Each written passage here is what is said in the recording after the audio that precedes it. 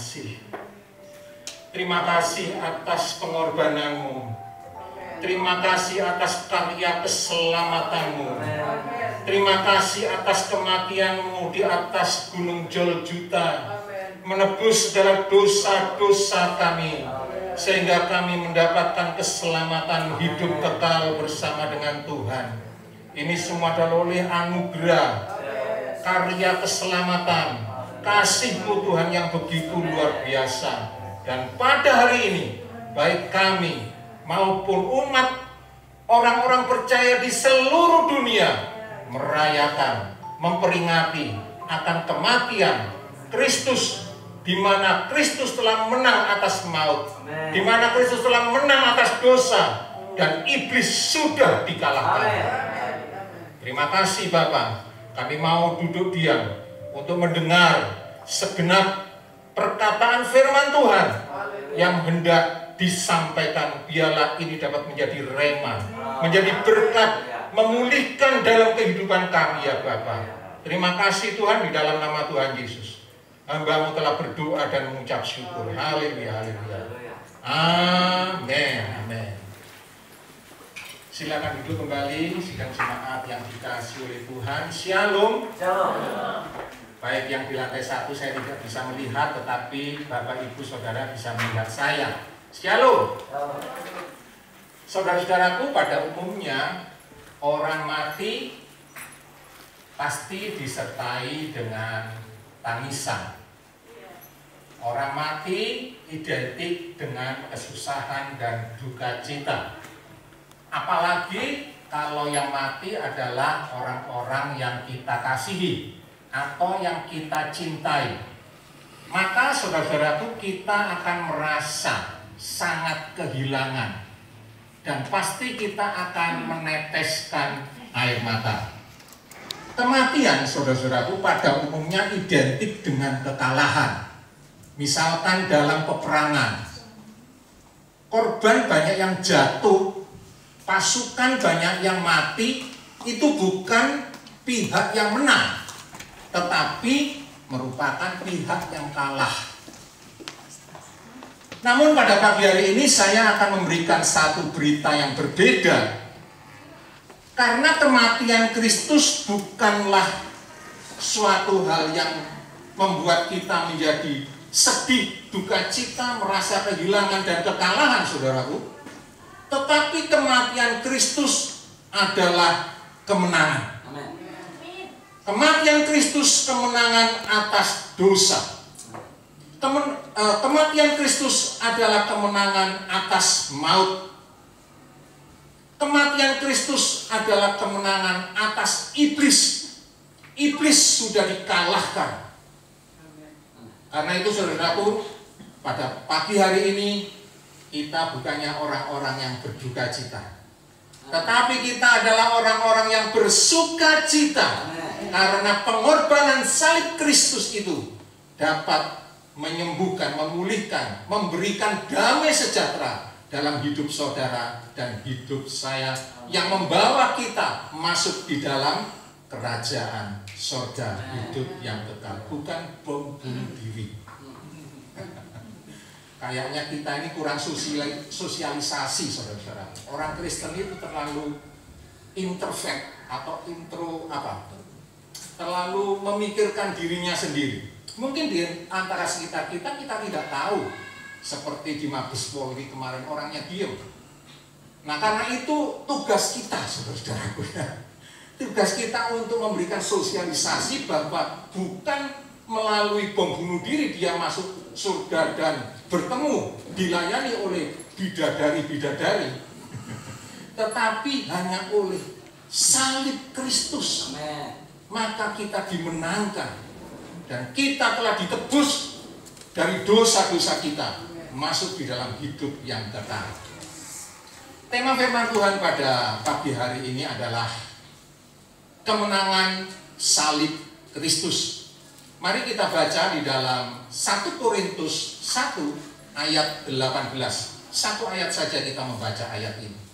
1 Korintus pasal 1 ayat yang ke-18. Mari kita baca ayat ini sama-sama dan sudah ada di layar LCD. 2, 3.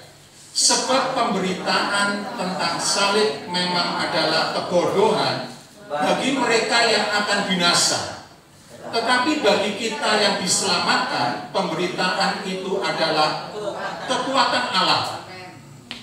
Saudara-saudaraku yang dikasihi oleh Tuhan, rupa-rupanya ada salah satu atau satu paradigma atau pandangan yang berbeda antara orang yang akan binasa yang disebut sebagai orang yang tidak percaya dan orang percaya. Next.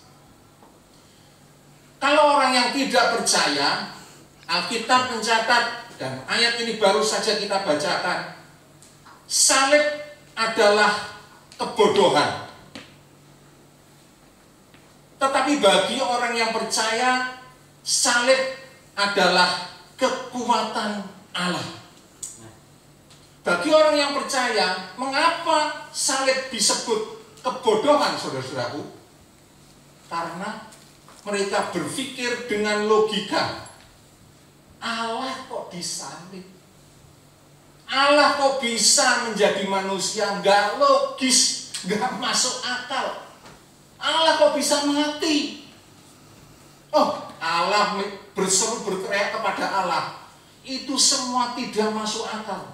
Ya, kita memang diajak untuk tidak pakai logika di dalam kita memberikan iman kita kepada Tuhan. Tetapi kita berdasarkan iman, bukan berdasarkan logika, saudara-saudara. Mengapa Yesus mati? Mengapa Yesus disalib? Karena secara iman Yesus Allah harus menjadi manusia di dalam rupa Yesus Kristus untuk menyelamatkan umat manusia dari hukuman api neraka. Tanpa kematian Kristus, tanpa kehadiran Kristus di dunia ini, saudara-saudaraku, maka kita adalah orang-orang yang binasa dan calon-calon orang-orang yang masuk dalam penghukuman api neraka.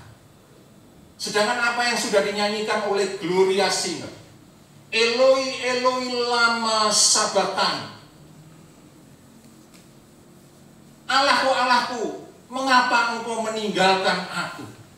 Itu adalah suatu seruan di mana Tuhan Yesus sudah menanggung dosa seluruh umat manusia dari segala zaman, sehingga Allah dengan kemahakuasaan dan kesucian dan kekudusannya memalingkan muka, melihat Yesus yang penuh dengan dosa-dosa yang ditanggungnya dari seluruh umat manusia. Dia harus menanggungnya, dan dia berteriak, berseru kepada Allah. Saudara-saudaraku yang dikasihi oleh Tuhan, orang yang tidak percaya itu hanya melihat kenyataan. Ini pun terbukti pada saat Tuhan Yesus disalib. Tuhan Yesus disalib, engkau merubuhkan bait suci hanya waktu dan membangun bait suci itu dalam 3 hari. Yesus, selamatkanlah dirimu sendiri. Maka aku percaya. Turunlah dari salib, maka aku akan percaya. Orang lain kau selamatkan, tetapi dirimu sendiri tidak dapat kamu selamatkan. Kalau engkau turun dari salib, maka aku percaya. Orang-orang yang tidak percaya itu melihat realitas. Orang-orang yang tidak percaya itu melihat kenyataan. Tetapi orang-orang yang percaya selalu berharap walaupun kenyataannya berbeda, saudara-saudara. Berbahagialah mereka yang tidak melihat namun percaya. Di dalam Ibrani 10 ayat 38. Coba saudara-saudara kita klik ya, kita lihat. Tetapi orangku yang benar hidup oleh iman. Apabila dia mengundurkan diri, maka aku tidak berkenan kepadanya. Coba Ruben bisa diklik. Ibrani 10 ayat 38. Tetapi orangku yang benar akan hidup oleh iman. Dan apabila ia mengundurkan diri, maka aku tidak berkenan kepadanya. Kekristenan didasari dengan iman, saudara-saudara, bukan kenyataan. Ketika kita mengalami kenyataan yang kurang enak, jangan sampai kita tidak setia dan tidak taat. Ketika sakit penyakit melanda hidup kita, ketika kita mengalami masalah dan pergumulan, kenyataan-kenyataan hidup yang pahit, jangan sampai kita undur daripada Tuhan. Karena kita memiliki satu pengharapan di dalam Tuhan. Terkutuklah bagi orang yang mengandalkan manusia, yang berharap atas kekuatannya sendiri, dan hatinya jauh daripada Tuhan. Karena mereka seperti semak bulus yang hidup di padang belantara, kering, gersang. Tetapi diberkatilah orang yang hidupnya mengandalkan Tuhan, yang hidupnya berharap kepada Tuhan. Dia seperti pohon yang tertanam di tepi air, subur bertumbuh dan berbuah lebat. Karena itu saudara-saudaraku, marilah kita memiliki satu iman. Jangan sampai iman kita goyah disebabkan oleh kenyataan-kenyataan hidup yang tidak sesuai dengan ekspektasi kita, disebabkan oleh keinginan-keinginan yang tidak dituruti, maka kita menjadi lemah. Jangan, saudara-saudaraku, karena hidup kekristenan adalah hidup berdasarkan iman. Karena itu salib Kristus, kemenangan salib Kristus adalah kekuatan bagi saudara dan saya, karena kita melihat dalam iman bahwa salib Kristus itu adalah kemenangan, menebus segala dosa-dosa kita, sehingga kita mendapatkan hidup yang kekal, tinggal bersama-sama dengan Tuhan. Nah, saudara-saudaraku, kita akan melihat di mana letak kemenangan salib Kristus yang menjadi kekuatan Allah. Kembali ke slide. Yang pertama, melalui salib Kristus terjadi rekonsiliasi antara Allah dan manusia. Ini suatu hal yang sangat luar biasa, saudara-saudaraku. Sejak manusia pertama, Adam dan Hawa, jatuh ke dalam dosa, melanggar perintah Allah, dia diusir, saudara-saudaraku. Dan pada saat itulah hubungan antara Allah dengan manusia terputus. Dan sejak saat itu, maka manusia tidak mengenal lagi Allahnya. Manusia berusaha untuk mencari melalui agama, ritual, melalui hal-hal liturgi yang luar biasa. Tetapi semua itu gagal dan tidak percuma. Karena apa? Kebaikan, ibadah adalah seperti kain kotor di hadapan Tuhan. Saudara-saudaraku, oleh sebab itulah pada saat hubungan antara Allah dan manusia terputus, maka Yesus datang ke dunia ini untuk mengorbankan dirinya. Dia dimahkotai duri, dia dihina, dia diolok, dia dikhianati oleh muridnya sendiri, saudara-saudaraku. Dia dipaku, dia disesat, dia disiksa, mengalami penderitaan dan sengsara yang begitu luar biasa, supaya terjadi rekonsiliasi antara Allah dan manusia. Terjadi pemulihan hubungan antara manusia dan Allah. Pada saat Tuhan Yesus disalib, dan kemudian Yesus berseru, Eloi, Eloi, lama sabachthani, dan kemudian dia menyerahkan nyawanya. Apa yang terjadi? Seperti apa yang dikatakan di dalam nyanyian Gloria Singer. Maka bait tabir, bait Allah itu terbelah dua dari atas dan ke bawah. Apa artinya, saudara-saudaraku? Bahwa di dalam bait suci itu ada ruangan maha suci, di mana tabut perjanjian itu ada di situ, dan ada ruangan suci, ada pelita emas, ada mezbah dupa, dan ada meja roti. Antara ruangan maha suci dan ruangan suci itu dibatasi oleh sebuah tirai atau tabir, namanya tabir bait suci. Tidak boleh ada seorang pun yang masuk ke dalam ruangan maha suci kecuali imam besar yang masuk setahun sekali untuk membawa darah korban binatang sebagai korban penebusan dosa umat Israel waktu itu. 1 tahun sekali imam besar masuk ke dalam ruangan maha suci untuk meminta penghapusan dosa. Tetapi ketika Tuhan Yesus disalib, saudara-saudaraku, maka tabir bait suci yang membatasi antara ruang maha suci dan ruangan suci itu terbelah, sobek menjadi 2. Artinya ada akses langsung antara orang percaya masuk kepada ruangan maha suci. Allah memperkenalkan dirinya melalui Yesus Kristus.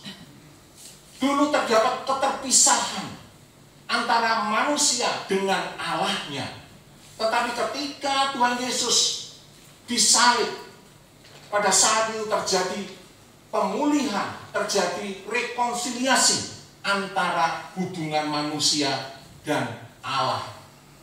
Sehingga kita bukan menerima roh perbudakan yang membuat kita takut.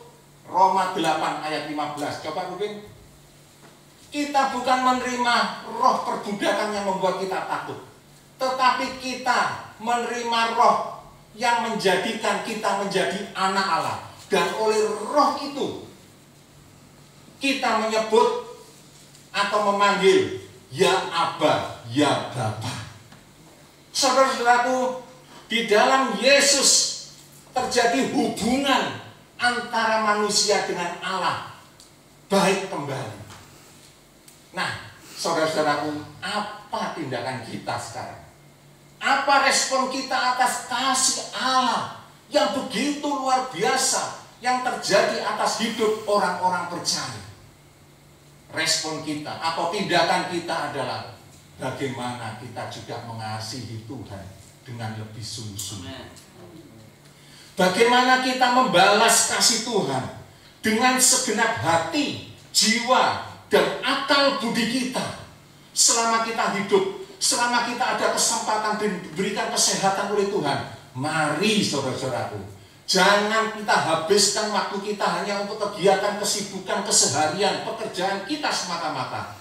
Tetapi saya mengajak sidang jemaat GBI Gradasi mulai belajar menyediakan waktu untuk mengasihi Tuhan lebih dari semuanya. Mengasihi Tuhan melalui doa, mengasihi Tuhan melalui pelayanan, mengasihi doa melalui firman, supaya hubungan kita lebih dekat kepada Tuhan sebagai perwujudan kasih kita kepada Allah. Yang kedua, mari kita melakukan rekonsiliasi terhadap sesama kita.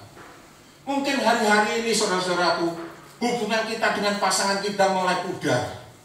Mungkin hubungan antara orang tua dan anak mulai rapuh. Mungkin hubungan antara mertua dan menantu mulai tidak baik. Mungkin kita memiliki satu hubungan yang jauh dengan saudara kita, dengan keluarga kita, dengan pasangan kita. Hari-hari inilah, saat inilah kita mau bertobat untuk melakukan satu rekonsiliasi, pemulihan hubungan antara saudara seiman, antara pelayan-pelayan Tuhan, antara pasangan hidup, antara keluarga saudara-saudaraku, supaya kita diikat oleh kasih Tuhan, sehingga tuh saudara-saudaraku, kita ini menjadi orang-orang yang diberkati oleh Tuhan melalui rekonsiliasi antara Allah dan manusia. Kita pun dapat melakukan kita kepada Allah dan kepada sesama manusia. Di dalam Yohanes 19 ayat 30 dikatakan, sesudah Yesus meminum anggur asam itu, berkatalah ia, sudah selesai. It is finished. Lalu ia menundukkan kepalanya dan menyerahkan nyawanya. Semuanya itu dilakukannya untuk kita, saudara-saudara. Yang kedua, kita akan melihat di mana letak kemenangan salib Kristus yang menjadi kekuatan Allah itu. Next. Sudah lewat. Next lagi. Ini tadi sudah saya jelaskan. Next lagi. Ya, yang kedua, melalui salib Kristus Allah sudah membayar lunas surat hutang dosa kita. Melalui salib Kristus Allah sudah membayar lunas segala hutang dosa kita. Saudaraku, ketika kita berbuat dosa, ketika pikiran-pikiran kita jahat, ketika kita memikirkan sesuatu yang tidak sesuai dengan kehendak Tuhan, ketahuilah, kita sedang berhutang kepada Tuhan. Kita mencatat surat hutang Tuhan, saya hari ini menipu. Tuhan, hari ini saya konflik dengan pasangan hidup. Tuhan, hari ini saya berbohong. Itu saudara dengan sendirinya menulis surat hutang dosa kepada Allah. Dan Allah yang Maha Kudus, Allah yang Maha Suci, Allah yang Maha Adil, setiap hutang harus dibayar. Apabila kita tidak bisa membayar hutang itu, maka ada hukuman. Setiap orang yang berdosa, saudara-saudaraku, harus membayar dosanya berupa hukuman kekal. Tetapi lihat, aduh luar biasa, Alkitab mencatat dengan baik-baik. Coba kita baca Kolose pasal 2 ayat 13 sampai 14. Apa yang dikatakan di dalam surat ini, saudara-saudaraku? Kolose pasal 2 ayat 13 sampai 14. Saya bacakan, kamu juga meskipun dahulu mati oleh pelanggaranmu dan oleh karena tidak disunat secara lahiriah, telah dihidupkan Allah bersama-sama dengan Dia, bersama-sama dengan Yesus, sesudah Ia mengampuni segala pelanggaran kita. Perhatikan, belum. Sesudah Ia mengampuni, ya, mengampuni, garis bawah, mengampuni segala pelanggaran kita. Next. Dengan menghapuskan surat hutang yang oleh ketentuan-ketentuan hukum mendakwa dan mengancam kita, mengancam saudara dan saya. Dan itu ditiadakannya dengan memakukannya pada kayu salib. Inilah letak kemenangan kayu salib Kristus yang menjadi kekuatan Allah untuk menghapus segala hutang-hutang dosa kita dan dibayar oleh Kristus di atas kayu salib. Haleluya. Puji Tuhan. Semua hutang dosa kita, saudara-saudaraku, sudah dilunasi di dalam Yesus Kristus. Ya, di dalam Yohanes 19 ayat 30 tadi, Yesus berkata di atas kayu salib dengan meminum anggur asam yang dicucukkan pada mulutnya. It is finished. Sudah selesai. Artinya apa, saudara-saudaraku? Hutang dosa sudah selesai. Hutang kutuk sudah diselesaikan oleh Tuhan. Hutang penderitaan, hutang sakit penyakit sudah diselesaikan oleh Tuhan. Dan semua pelanggaran-pelanggaran dosa kita sudah dibayar lunas oleh Tuhan.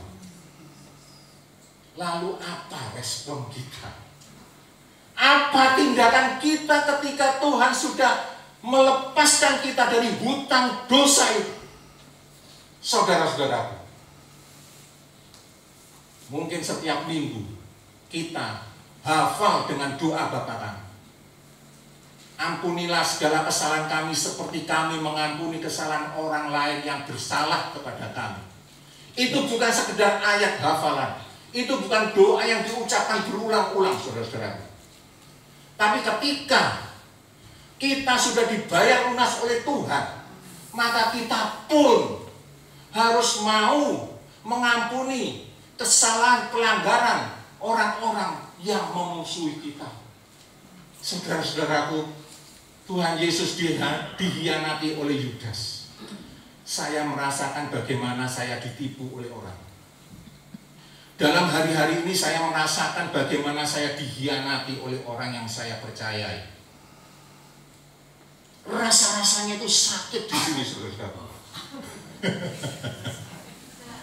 Bagaimana kita ya mengalami dibully, atau mungkin dihina seperti Tuhan Yesus. Pada saat itu saya berdoa kepada Tuhan, Tuhan berikan saya roh pengampunan itu. Kalau Engkau telah mengampuni segala dosa, kesalahan, pelanggaran kami Tuhan, dan surat dosa, hutang dosa kami telah Engkau bayar lunas, maka aku pun akan membayar hutang dosaku terhadap orang lain dengan membayar lunas, yaitu mengampuni orang lain. Wah, tidak mudah saudara-saudara, tidak mudah dengan sebatas kata-kata. Tetapi kalau itu kita lakukan, maka kita merasakan saudara-saudaraku, betapa luar biasanya kasih Allah itu. Dan kita pun harus mengasihi kepada orang lain yang memusuhi kita, yang membuli kita, yang menghina kita, yang menipu kita, yang mengkhianati kita. Bisakah kita? Harus bisa saudara-saudara. Karena kasih Allah yang begitu luar biasa itu bukan hanya berlaku untuk diri saudara, bukan hanya berlaku untuk diri saya, tetapi berlaku untuk kita kepada orang lain. Yang ketiga, di mana letak kemenangan salib Kristus yang menjadi kekuatan Allah itu? Melalui salib Kristus, kematian menjadi awal kebangkitan bagi orang-orang percaya. Oh, luar biasa. Saudara-saudaraku, bagi orang yang tidak percaya, ketika dia mati, lihat nih, ketika dia mati, dia masuk di dalam satu tempat yang namanya Hades atau Sheol. Hades ini tempat penampungan orang-orang mati yang tidak percaya dalam Kristus. Itu sudah ada siksaan kecil, neraka kecil, masuk di dalam kegelapan yang paling gelap. Menunggu apa? Menunggu penghukuman dan penghakiman kematian kedua. Tetapi berbahagialah bagi saudara dan saya yang percaya kepada Tuhan Yesus atas kemenangan salib Kristus yang menjadi kekuatan Allah itu, saudara-saudaraku. Maka kematian adalah awal kebangkitan untuk hidup yang kekal. Ketika saudara dan saya mengalami kematian, tidak titik saudara, koma, kita masuk di dalam Firdaus, surga kecil. Alkitab mencatat di dalam pangkuan Abraham. Dan di situ kita sedang menantikan untuk menerima upah. Ketika kita nantinya masuk di dalam kehidupan kedua, semua orang-orang percaya dibangkitkan. Saya melihat di sini Tuhan tidak egois di dalam kebangkitannya sendiri, saudara-saudara. Dia mengajak saudara dan saya untuk sama-sama bangkit. Inilah istimewanya Tuhan. Ketika Tuhan Yesus mati, saudara-saudara, dan bangkit, dia tidak bangkit sendirian. Allah kita bukan Allah yang egois, tetapi mengajak semua orang-orang yang percaya kepadanya untuk turut dibangkitkan. Dan kita hidup yang total bersama-sama dengan Tuhan Yesus. Berikan tepuk tangan yang meriah kepada Tuhan. Tuhan Yesus berkata, "Akulah kebangkitan dan hidup. Barang siapa yang percaya kepadaku, ia akan hidup walaupun ia sudah mati. Dan setiap orang yang hidup dan percaya kepadaku," kata Tuhan, "dia tidak akan mati selama-lamanya." Luar biasa Allah kita. Karena itu saudara-saudaraku, mengenai kemenangan salib Kristus yang menjadi kekuatan Allah ini, yang pertama adalah terjadi rekonsiliasi, hubungan, pemulihan antara Allah dan manusia. Dan yang kedua, Allah sudah membayar lunas surat hutang dosa kita. Dan yang ketiga, kematian orang-orang yang percaya itu menjadi awal kebangkitan bagi kita semuanya. Kematian bukan merupakan suatu hal yang menakutkan, tetapi hidup adalah Kristus dan mati adalah keuntungan. Kita baca di dalam Efesus pasal 2 ayat 4-6 sebagai ayat yang terakhir. Efesus 2 ayat 4 sampai ayat yang ke-6. Saya bacakan ayat ini, Efesus 2 ayat 4 sampai ayat yang ke-6. Tetapi Allah yang kaya dengan rahmat, oleh karena kasih-Nya yang besar, yang dilimpahkannya kepada kita, telah menghidupkan kita bersama-sama dengan Kristus. Sekalipun kita telah mati oleh kesalahan-kesalahan kita, oleh kasih karunia kamu diselamatkan. Dan di dalam Kristus Yesus, Ia telah membangkitkan kita juga dan memberikan tempat bersama-sama dengan Dia di surga. Ayat ini menstate dengan jelas sekali, saudara-saudaraku, bahwa ketika Yesus mati, Yesus hidup, dan kita ikut dibangkitkan bersama-sama dengan Kristus, tinggal bersama-sama dengan Dia di surga. Saudara-saudaraku, inilah puncak kemenangan salib Kristus yang menjadi awal kebangkitan bagi kita. Apa tindakan kita, saudara-saudaraku? Apa respon kita atas semuanya ini? Selama hidup, mari kita tetap pegang janji Tuhan. Dengan cara hidup dalam kesucian, hidup dalam kasih, hidup dalam kesetiaan, hidup di dalam ketaatan. Mari kita balas kasih Kristus ini lewat pelayanan kita dengan sungguh-sungguh menyenangkan hati Tuhan selagi ada kesempatan. Saudara-saudaraku, next, kembali lagi sebagai kesimpulan firman Tuhan pada pagi hari ini. Kemenangan salib Kristus adalah kekuatan Allah yang menyelamatkan kita dari hukuman api neraka. Next. Melalui kemenangan salib Kristus terjadi pemulihan antara manusia dengan Allah. Melalui kemenangan salib Kristus, surat hutang dosa kita sudah dibayar lunas. Dan melalui kemenangan salib Kristus, kita turut dibangkitkan tinggal bersama-sama dengan Yesus di surga yang mulia. Saudara-saudaraku, dalam penantian sekarang ini, tidak ada waktu lagi bagi kita untuk menyia-nyiakan waktu kita. Tidak ada lagi kita membuang-buang waktu untuk kesibukan kita. Mari saudara-saudaraku, kita fokus untuk menyenangkan hati Tuhan, untuk mengasihi Tuhan dan mengasihi sesama kita. Hubungan menjadi baik kembali dan kita menjadi orang-orang yang diberkati dan berkemenangan. Amin. Tuhan Yesus memberkati. Mari kita